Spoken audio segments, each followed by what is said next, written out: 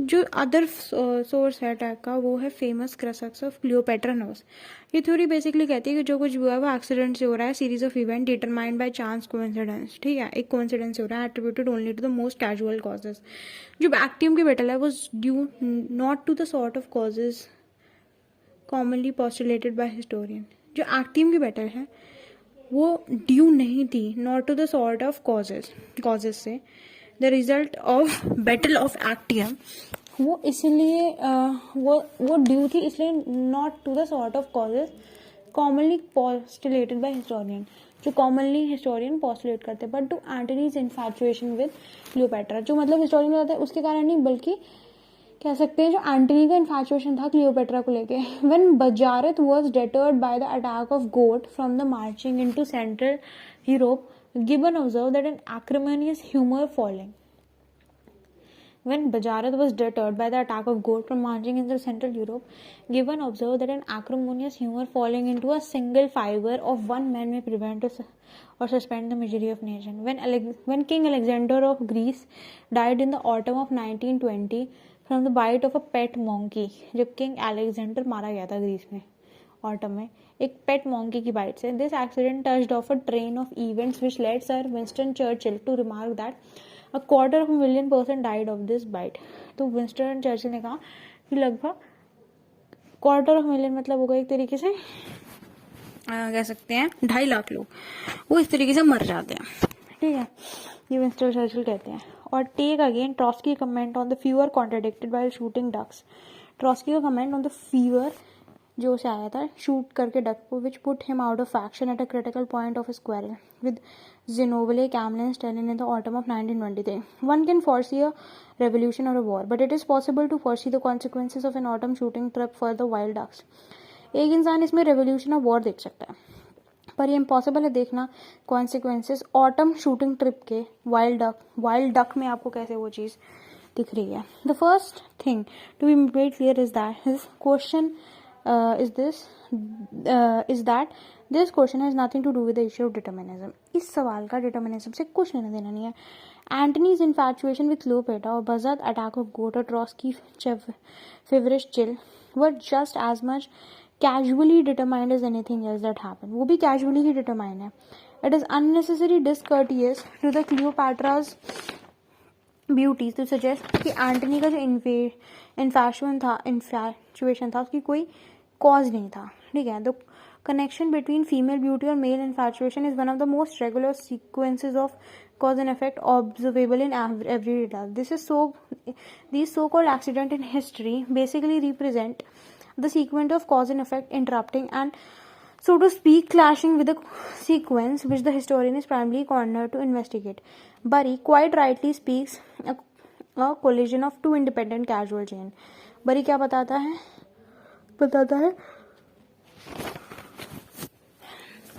Bury ये बोलता है speaks of a collision of two independent causal chain. दो independent causal chain की जो क्या होती है quite rightly speaks of a collision of two independent causal chain. Sir Isa Berlin, who opens his essay on historical inevitability by citing with praise an article of Bernard Berlin on the accidental view of history, is one of those who confuse the accident in this sense with an absence of causal determination. But this confusion apart, we have a real problem in our hands. How can one discover in a history a coherent sequence of cause and effect? How can we find any meaning in history when our sequence is liable to be broken or deflected at any point by some other, and from our point of view irrelevant sequence? बरी quite rightly speaks of collision of दो independent casual chain. बरी जो है बहुत अच्छे से independently किस चीज़ के बारे में बात करता है, कैजुअल चेन के बारे में बात करता है, दो इंडिपेंडेंट कैजुअल चेन के बारे में। सर ईसा बर्लिन जो हिस्टोरिकल इनएविटेबिलिटी के बारे में बोलते हैं अपने एस्से में by citing with praise an article Bernard Berenson पे एक्सीडेंटल व्यू क्या है हिस्ट्री का। ठीक है, in one of those who confuse accident in this sense with absence of casual determination. लेकिन ये चीज़ समझने वाली है कि एक्सीडेंट जो है उसमें कोई एब्सेंस नहीं है कैजुअल डिटर्मिनेशन की। How can one discover in history a coherent sequence of cause and effect? How can we find any meaning in history? हमें हिस्ट्री में मीनिंग कैसे दिखता है? When our sequence is liable to be broken और reflected at any moment by some other and from our point of view irrelevant sequence. We may pause here for a moment to notice the origin of this recent widespread insistence on the role of chance in history. अब हम यहाँ पे chance का role देखेंगे. Polybius appears to have been the first historian to occupy himself with it in any systematic way. जो Polybius था वो पहला हिस्टोरियन था जो अपने आप को किसी सिस्टमैटिक वे से अपने आप को ऑक्यूपाई करता था. Gibbon was going to unmask the reason. The Greek observe Gibbon after their country had been reduce to province imputed the triumph of Rome not the merit but to the fortune of the republic. जो given था उसने इस reason को unmask करा. Tacitus, also historian of the decay of the country, was another ancient historian to indulge in extensive reflection on the chance. Tacitus भी chance के बारे में बोलता है. The renewed insistence of the British writers, जो renew होता है insistence किसका, ब्रिटिश राइटर्स का, on the importance of accident in history dates from the growth of mood of uncertainty and apprehension which set with the present century and become marked after 1914. वो किस चीज़ की importance दिखाता है? वो इस चीज़ की इम्पोर्टेंस दिखाता है कि जीवन के अंदर जो इम्पोर्टेंस है किस चीज़ की, एक्सीडेंट की इम्पोर्टेंस है हिस्ट्री में, वो डेट करती है from the growth of a mood of the uncertainty. किस चीज़ को डेट करती है? जो मूड ऑफ अनसर्टैनिटी है उसको मूड करती है. एंड एप्रीहेंशन भी बताती है with set in with the present century. जो हमें दिखता है अनसर्टैनिटी और apprehension with set with the present century and become marked after 1914. The first British historian to sound this note after long interval appears to have been Bury. जो पहला British historian है, the British historian to sound this note after long interval appear to have been Bury. वो पहला था बरी, जो अपने article 1909 में on Darwinism in history drew attention to the elements of chance coincidence which in large measure help to determine events in social evolution. तो जो बरी है वो अपने एक आर्टिकल में डार्विनिज्म इन हिस्ट्री में अटेंशन बताता है element of chance of coincidence, कि चांस कोइंसिडेंस का क्या एलिमेंट होता है हिस्ट्री के अंदर. ठीक है, which in large measure help us to determine event social evolution में हमें इवेंट डिटरमाइन करने में मदद करता है. And a separate article was devoted to the theme in 1960 under the title Cleopatra nose. H.A.L. Fisher in the passage already quoted, which reflect this disillusionment over the failure of liberal dreams after the First World War, begs the reader to recognize the play of the contingent and the unforeseen in history. क्या आपको नहीं पता? क्या आपको unforeseen और contingent के बारे में नहीं पता हिस्ट्री में? The popularity in this country of a theory of history as a chapter of accident has coincided in the rise in France of school of philosophers who preach the existence. ठीक है, जो popularity है in the country, the popularity in the country of a theory of history, the popularity in the country of a theory of history as a chapter of accidents had coincided with the rise. वो किससे coincide कर गया?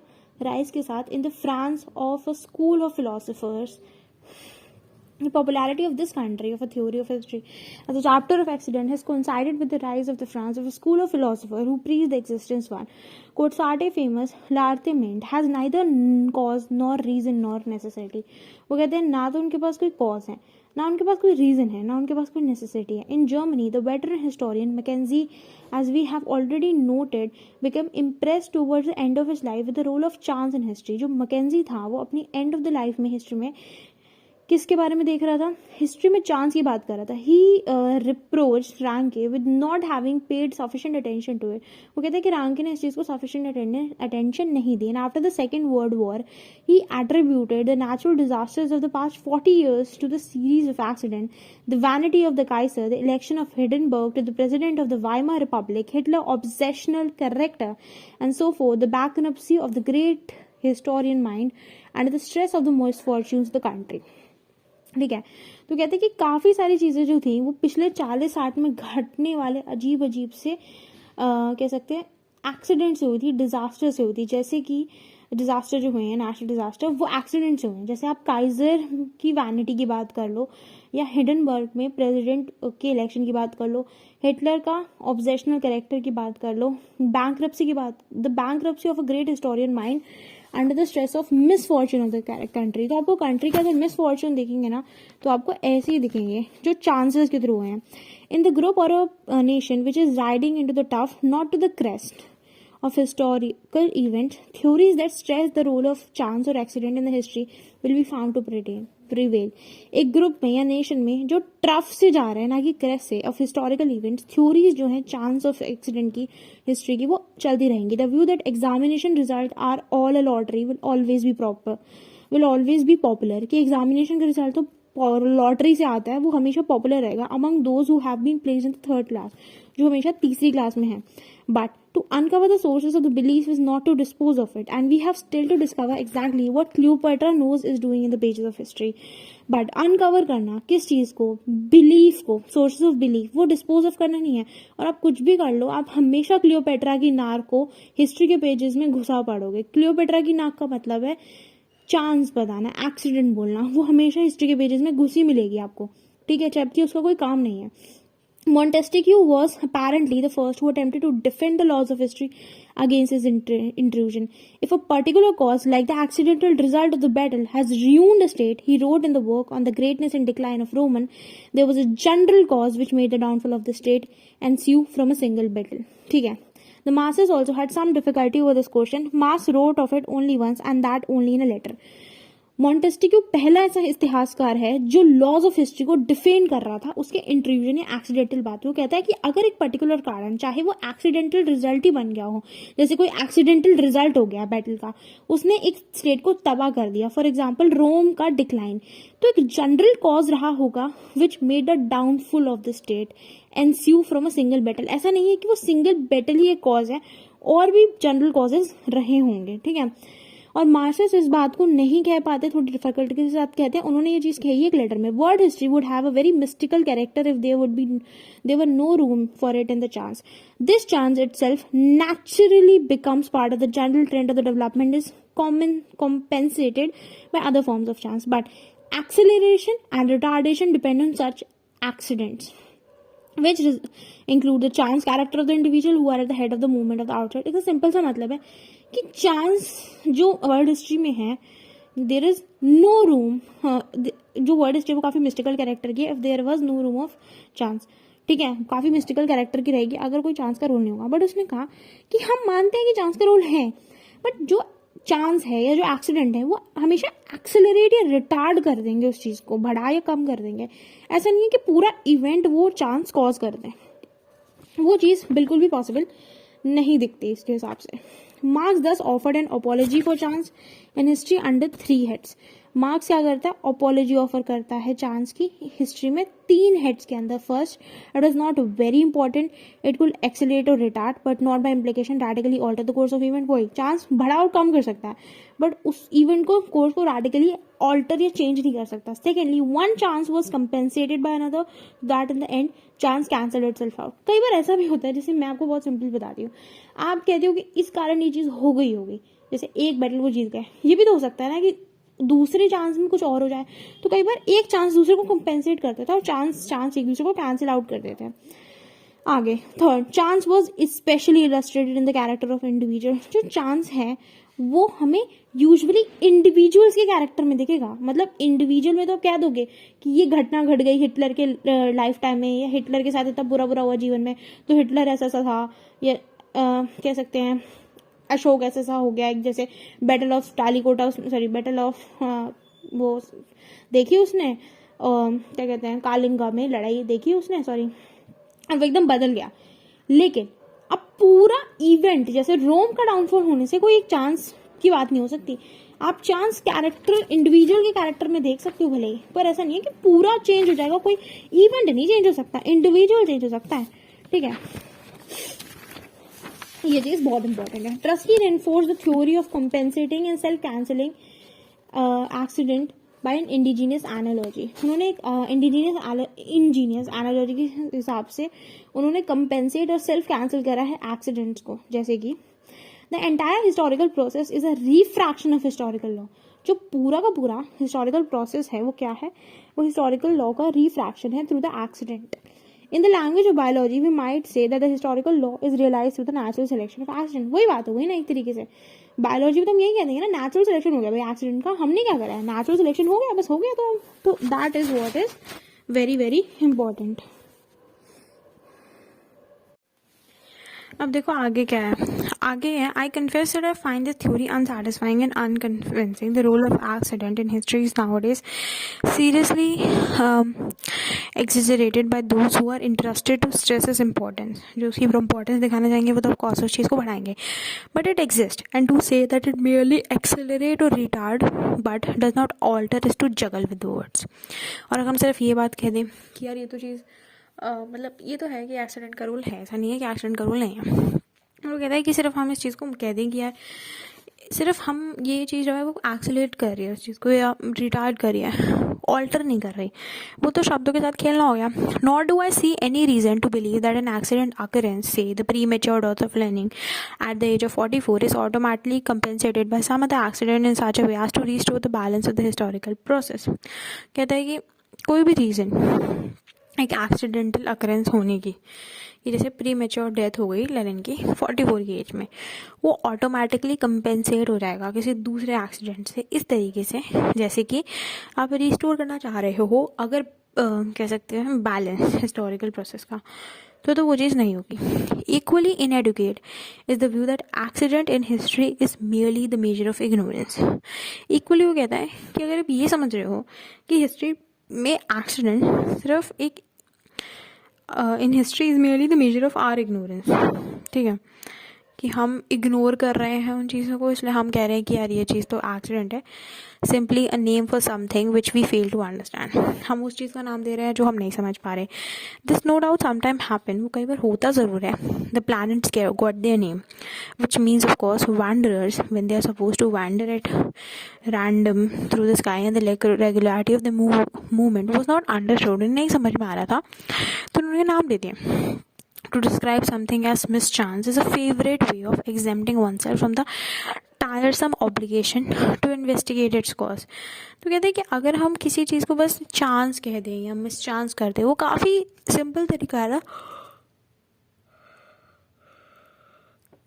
एक तरीके से अपने आप को बचा लेना कि हमें कॉज नहीं ढूंढना, हम बस ये बोल देते हैं चांस है या मिस चांस है, मतलब सॉरी कह सकते हैं चांस है मिस चांस है, तो हमें कॉज ढूंढना नहीं पड़ेगा. And when somebody tells me that history is a chapter of accident I tend to suspect him of intellectual laziness. और अगर मुझे ये चीज़ कह दें कि भाई हिस्ट्री तो एक्सीडेंट के कारण हुई है फलना ढमकना, तो भाई मैं उसे इंटेलेक्चुअली लेजी मानूंगा और लो इंटेलेक्चुअल वाइटलिटी, या फिर ऐसा बंदा जिसकी वो इंटेलेक्चुअल वाइटलिटी है नहीं. It is common practice with serious historians to point out that something hitherto regarded accidental was not accidental at all. वगैरह ये कॉमन प्रैक्टिस है कुछ हिस्टोरियन के साथ टू पॉइंट आउट कि कुछ चीज़ जो हमने हिथरो पहले ट्रीट करी है एक्सीडेंटल, वो एक्सीडेंटल नहीं है but can be rationally explain and significantly fitted into the broader pattern of events. पर आप उस चीज़ को बहुत अच्छे से रैशनली समझा सकते हो और सिग्निफिकेंटली उस चीज़ को फिट कर सकते हो किस चीज़ में, ब्रॉडर पैटर्न ऑफ इवेंट्स में, ठीक है. But this also does not fully express our question. But ये चीज़ें हमारे क्वेश्चन को अच्छे से मतलब एक्सप्रेस नहीं करती, मतलब अच्छे से आंसर नहीं कर पाती. सिंपल सी बात है, वो चीज़ भी हमारे क्वेश्चन को अच्छे से आंसर नहीं कर सकती. Accident is not simply something which we fail to understand. समझ आइए, एक्सीडेंट ऐसा नहीं है कि हमने कुछ चीज़ ऐसी हो गई जो हम नहीं समझ पा रहे. The solution of the problem of accident in history must I believe be sought in a quite different order of ideas. ठीक है, तो ये जो सोल्यूशन है प्रॉब्लम ऑफ एक्सीडेंट हिस्ट्री में, उसके हिसाब से वो कुछ डिफरेंट कह सकते हैं ऑर्डर ऑफ आइडियाज़ रिजर्व करता होगा उसके हिसाब से, कि जो एक्सीडेंट है वो कुछ डिफरेंट ऑर्डर चाहिए हमें. At an earlier stage we saw that history begins with the selection and marshalling of facts by the historian to become historical fact. कहते हैं कि पहली अर्ली स्टेज पे history at the earlier stage we saw that history begins with the selection and marching of fact by the historian. कि history कैसे चालू होती है, सिलेक्शन से और मार्शिंग ऑफ फैक्ट से, by the historian who becomes historical, जो बाद में हिस्टोरिकल फैक्ट बनते हैं. नॉट ऑल फैक्ट है historical fact but the distinction between historical and unhistorical fact is not rigid और कॉन्स्टेंट. वो कहते हैं सारे फैक्ट्स हिस्टोरिकल फैक्ट्स नहीं होते, ये चीज़ हम मानते हैं, बट जो डिफरेंस या डिस्टिंक्शन है हिस्टोरिकल और अनहिस्टोरिकल फैक्ट में, वो कोई रिजिड नहीं है, ये कॉन्स्टेंट नहीं है. एंड एनी फैक्ट में so to speak be prompted to the status of a historical fact. तो कहते हैं कि कोई भी फैक्ट जो है उसे आप प्रॉम्प्ट करके उसे ऊपर बिठा सकते हो, किस फैक्ट का बना के, हिस्टोरिकल फैक्ट बना के, once its relevance and significance are discern. ठीक है, जब उसका सिग्निफिकेंस और रेलेवेंस जो है वो डिसर्न हो गया। We now see that somewhat similar process is at work in the historian approach to causes. यही काइंड ऑफ सिमिलर प्रोसेस जो है हिस्टोरियन की जो अप्रोच है कॉजेज की, इसमें लगती है। The relation of the historian to his causes has the same dual and reciprocal character as the relation of the historian to his facts। वो कहता है जो रिलेशन है हिस्टोरियन का उसके कॉजेज के साथ में वो सेम है और रेसिप्रोकल है in character as the relation of the historian with the fact. The relation of the historian to his cause has the same and dual reciprocal character जैसे हिस्टोरियन का फैक्ट के साथ है। The causes determine his interpretation of the historical process.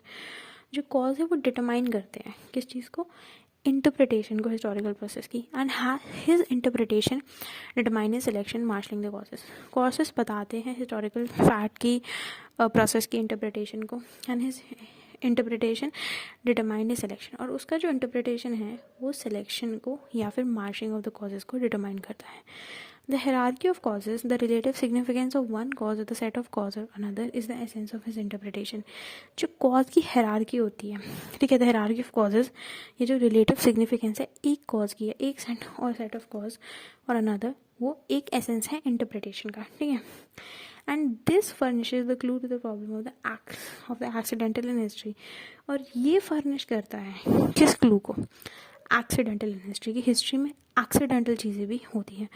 The shape of Cleopatra nose, Bajazet attack of gout, the monkey bite that killed king Alexander, the death of Lenin, these were accident which modified the course of history. ये सब क्या है, accident है जो history का course modify करते हैं। It is futile to attempt to spirit them away.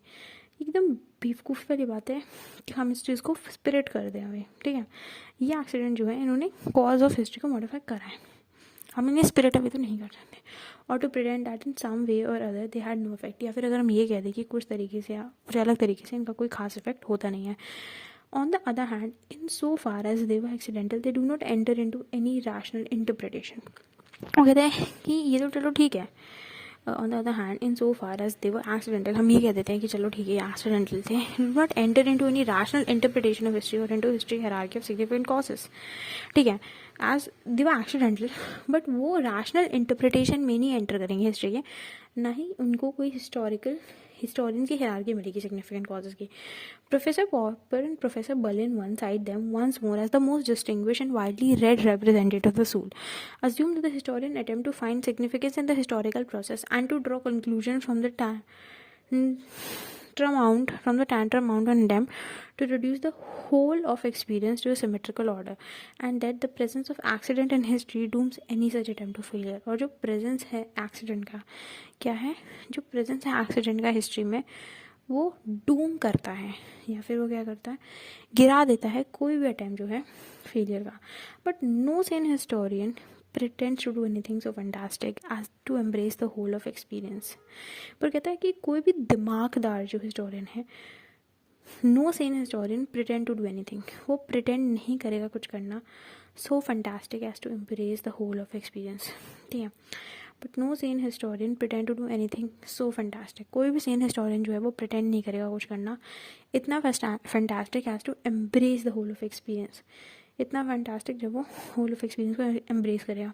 He can not embrace more than a minute fraction of the fact, वो बंदा एम्ब्रेस नहीं कर सकता एक minute minute fraction of fact से ज़्यादा, even of his chosen sector or the aspect of history। He cannot embrace more than a minute fraction of the facts, even of his chosen sector or aspect of history। The word of the historian, like the word of the scientist, is not the photographic copy। कहता है कि जो word है historian का, ठीक है, the word of the historian like the word of the scientist, वो एक फोटोग्राफिक कॉपी नहीं है रियल वर्ड की, but rather a working model है। क्या है, वर्किंग मॉडल है जो enable him more or less effectively to understand it and to master it।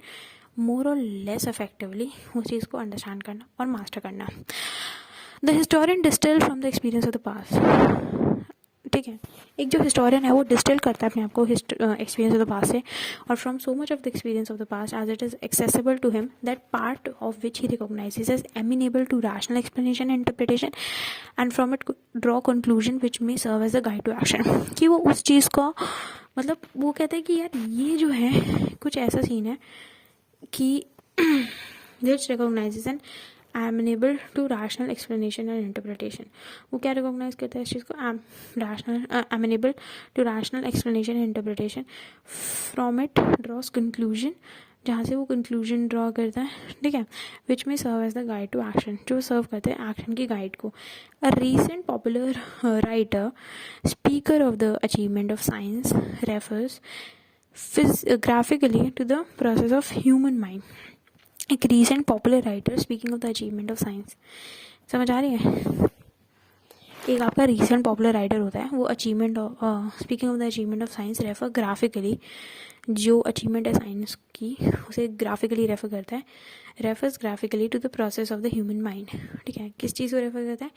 Human mind के प्रोसेस को, विच rummaging in the ragbag of observed facts, select pieces and patterns the relevant observed facts together, rejecting the irrelevant until it has sewn together a logical and rational quilt of knowledge. ठीक है, तो कह सकते हैं क्या करता है? Until it has sewn together a logical and rational quilt of knowledge. ठीक है, I should accept that as a picture of the way in which the mind of the historian work. मैं accept करना चाहता हूँ. I should accept that a picture of the way. ठीक है, I should accept that a picture of the way in which the mind of the historian work. जिस तरीके से दिमाग जो हिस्टोरियन को चलता है. दिस प्रोसीजर में puzzle and shock philosophers and even some historian. ठीक है, तो ये जो प्रोसीजर है वो पजल करता है, शॉक करता है फिलोसोफर्स को and even some historian.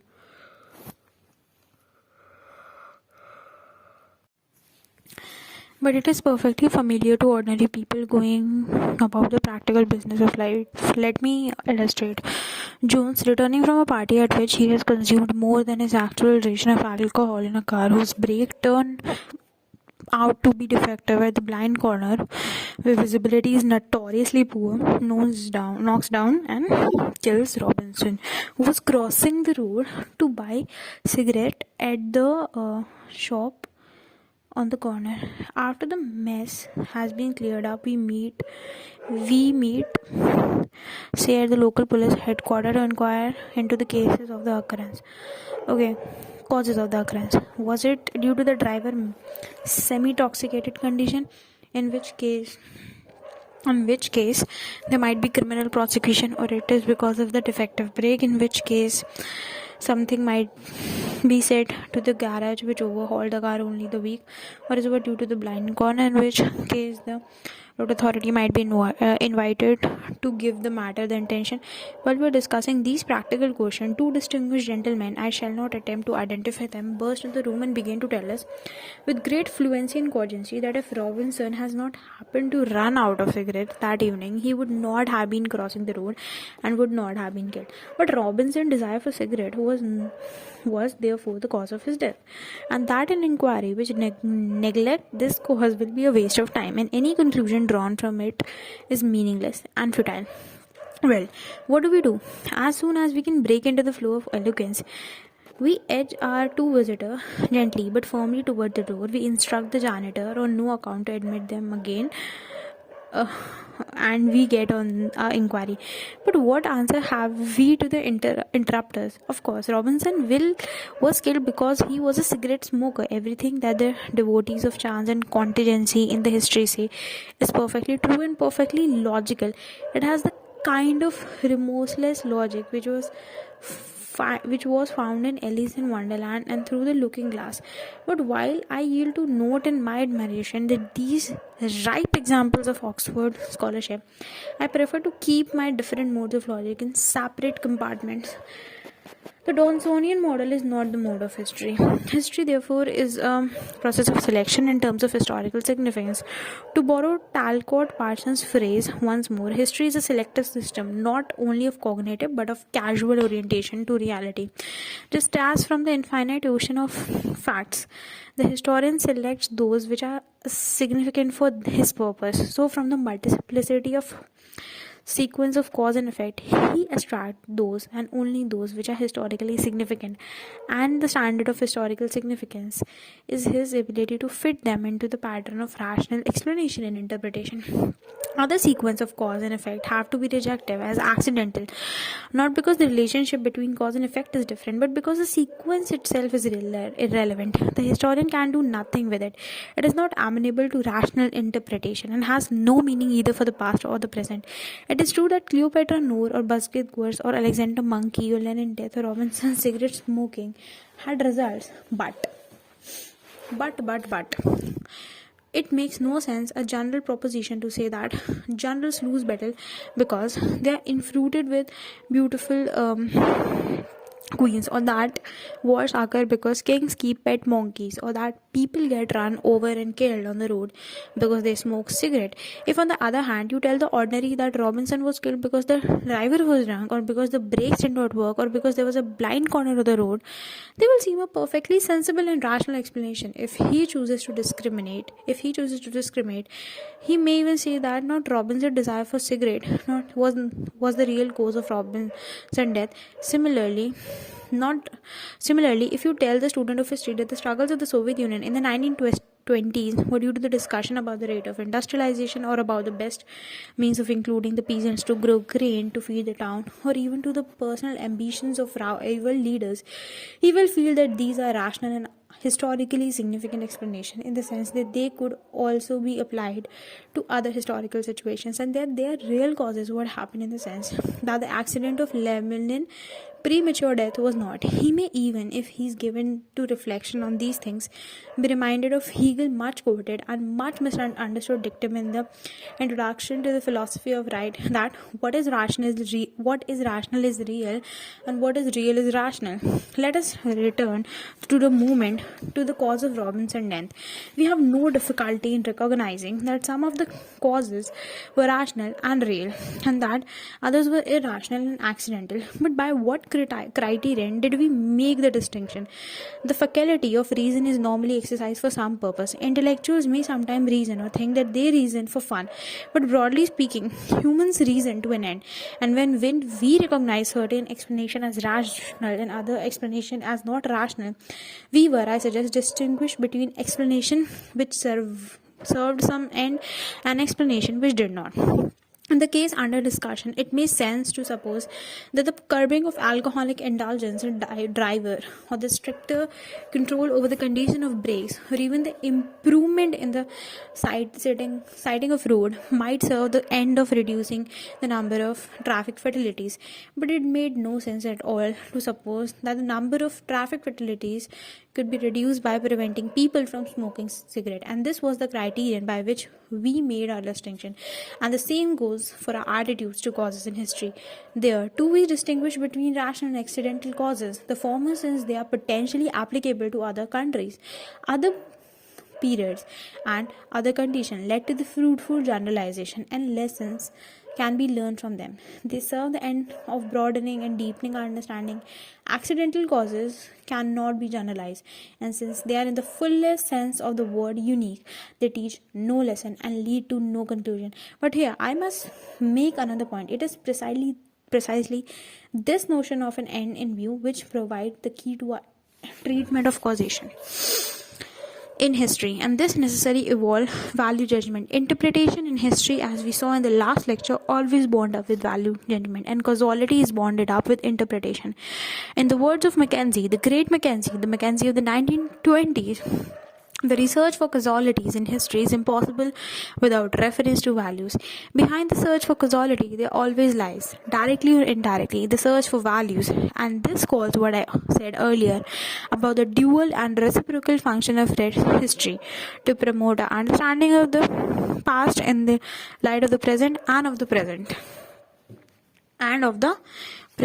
in the light of the past. Anything which, like Antony's infatuation with Cleopatra knows, fails to contribute to the dual process in which the point of view of the historian dead and barren.